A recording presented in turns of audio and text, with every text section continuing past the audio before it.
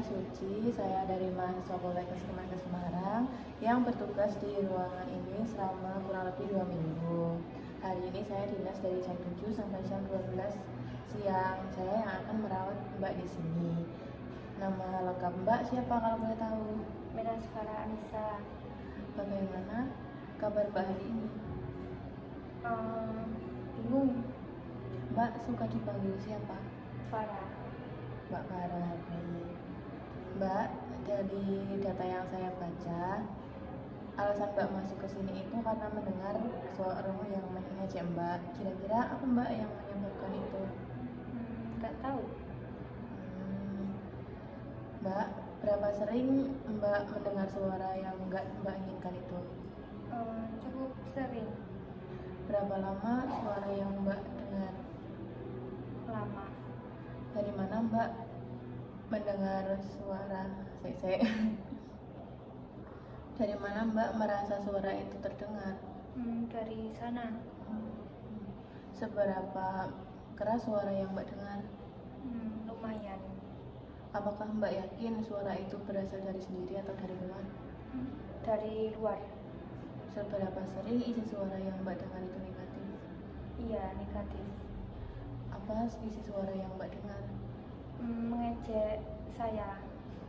Seberapa sering Mbak merasa tidak nyaman karena suara yang terdengar itu? Sering tidak nyaman. Seberapa besar ketidaknyamanan yang Mbak rasakan? Cukup besar. Seberapa besar gangguan yang disebabkan oleh suara dalam kehidupan sehari-hari Mbak? Iya, mengganggu. Seberapa baik Mbak dapat mengendalikan suara yang muncul? Belum bisa. Berarti Mbak belum mengetahui cara mengatur halusinasi ya? Iya.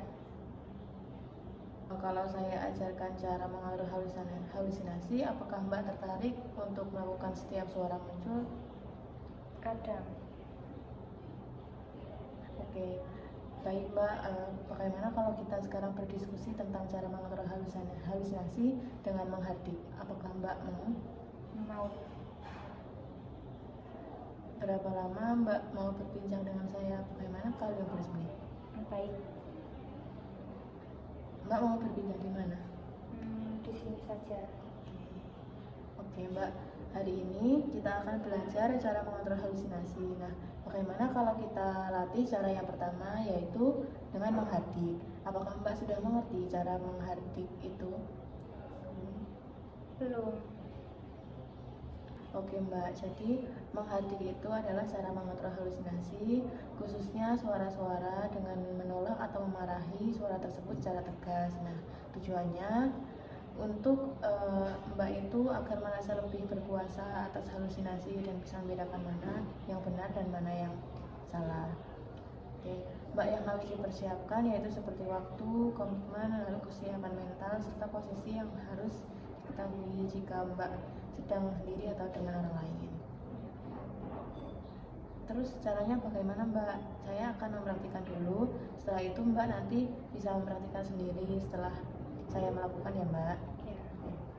Begini, yang pertama, jika suara itu muncul, Mbak bisa mengatakan dengan keras, "Pergi, saya tidak mau dengar, kamu suara palsu," sambil menutup kedua telinga Mbak. Iya. Oke.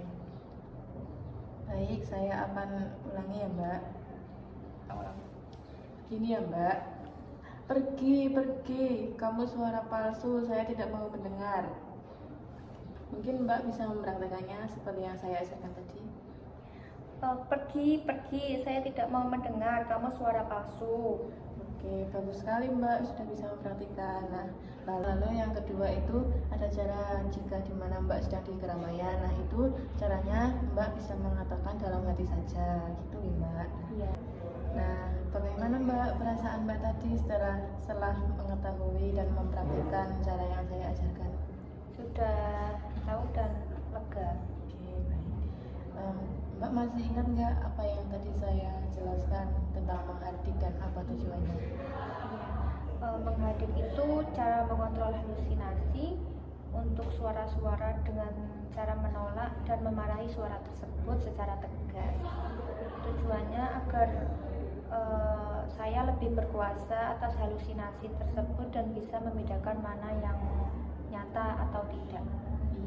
Wah, bagus sekali Mbak sudah bisa mengerti dan sudah bisa mempraktikkan cara menghati. Nah, bagaimana kalau ada sesuatu yang bisa membuat Mbak halusinasi? Mbak bisa mempraktikkan hal itu tadi ya.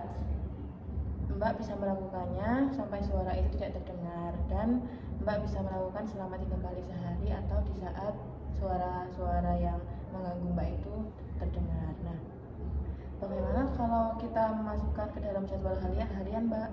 Ya. Oke. Baik Mbak, Mbak kan tadi sudah mengerti. Bagaimana kalau besok kita berbincang tentang cara yang lain, cara yang kedua dengan bercakap-cakap untuk mencegah suara yang muncul? Apakah Mbak bersedia? Iya. Oke. Besok saya akan kembali lagi sekitar pukul 9 ya Mbak. Ya. Waktunya kita berbincang seperti tadi selama 15 menit saja. Lalu untuk tempatnya bagaimana kalau di sini saja Mbak? Baik. Baik Mbak, kalau sudah cukup mungkin itu saja untuk hari ini. Saya izin pamit ke ruang saya lebih dahulu. Terima kasih. Ya.